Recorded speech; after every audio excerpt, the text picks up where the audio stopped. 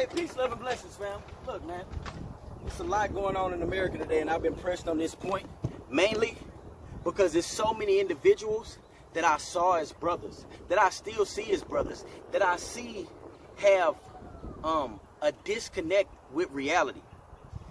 It's something called staying in your own lane. Sometimes one of the ways of staying in your own lanes is keeping your opinions to yourself, especially when you don't understand the situation. So, if you have never yourself dealt with oppression, if you yourself have never dealt with being profiled racially because of your skin tone, because of the melanin in your body, because you were created as you are without a choice in it, then sometimes it's best for you to just keep your opinions to yourself. Now, we can look back to when Kaepernick first started taking the knee against police brutality.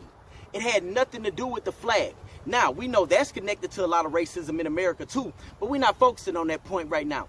The fact was police brutality. So look at what has happened with George Floyd. Look at what has happened with so many other individuals, to where Houston right now is leading the nation in individuals of melanated colored skin being killed by police officers. There have been 6 individuals that have been killed by police in Houston since April 21st of this year.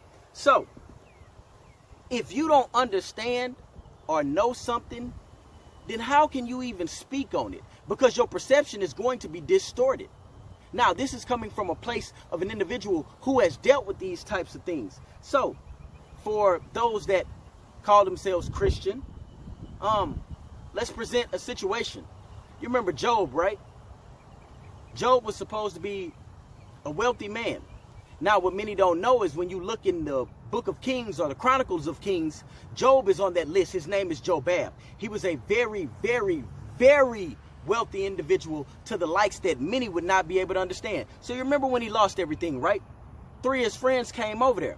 After everything was said and done, it was stated that they would have been better off just sitting and listening to him. Why? Because they was trying to give them a bunch of advice on things they had never experienced before. They were rich as well, but they had never lost everything. They had never had to start back from ground zero, from being prominently rich beyond imagination.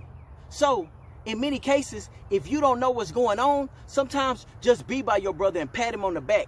If you're not going to do that, then move around. Keep your mouth closed. Why? Because you can incite something and sign up for an election that you didn't want to campaign for.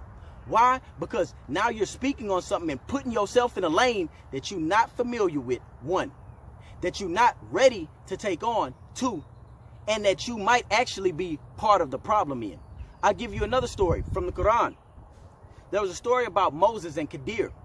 Moses wanted to be under Qadir as a pupil, but Qadir told Moses he wasn't ready. There were many situations that took place where Moses didn't understand, but Moses being Moses, he felt like he had to speak on it.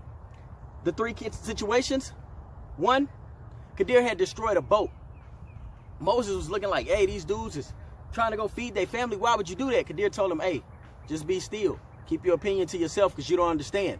The next time, they came into a city, and Moses was upset that nobody would let them sleep over. Nobody would feed them. So Qadir took it upon himself from Moses' perspective to rebuild a wall that was destroyed, that was torn down. And Moses was like, yo, why would you do that?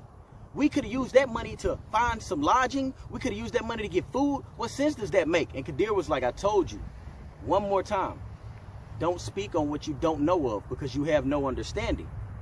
So the last and 3rd time, they maneuvering through the city, and Qadir kills an individual. Moses like, yo, how are you supposed to be a man of Allah, a man of God, and you just killed somebody? Qadir said, after I speak these words to you, we have nothing more to talk about, because I told you you wasn't ready, and you're speaking outside of things that you know with an opinion that is not relevant. The first instance, Qadir told Moses he had foreseen that those individuals that were working on that boat were going to go out to the water and be killed by pirates, so their family would have never seen them again. The second instance of building the wall, it was a friend of his that had buried a treasure for his children who were now orphans. And if he hadn't have rebuilt that wall, his children would have suffered and been orphans forever, or until their demise. Now, the last case, in the society that they lived in the culture that they lived in, it was all about honor. So the son that he killed was to a family that was completely disrupting the honor of his lineage, his bloodline. And Moses looked like, dang, I didn't know. So maybe that's the seat that many of you should take that don't understand what's going on. Just say, hey, I didn't know. Sit back, pay attention. Go and actually study some of the history of protests, of riots, of police brutality. Go look up how the police force was started, because it was actually started to capture slaves. It wasn't started to protect and serve other than the master. So, with that being said, I'm going to get off my soapbox. I love you all. Walk in peace. And know sometimes the best thing you can do is stay in your lane. And if you don't have something positive to add, something beneficial to add, especially in the case that you don't know what you're talking about, then just hold your tongue. Peace.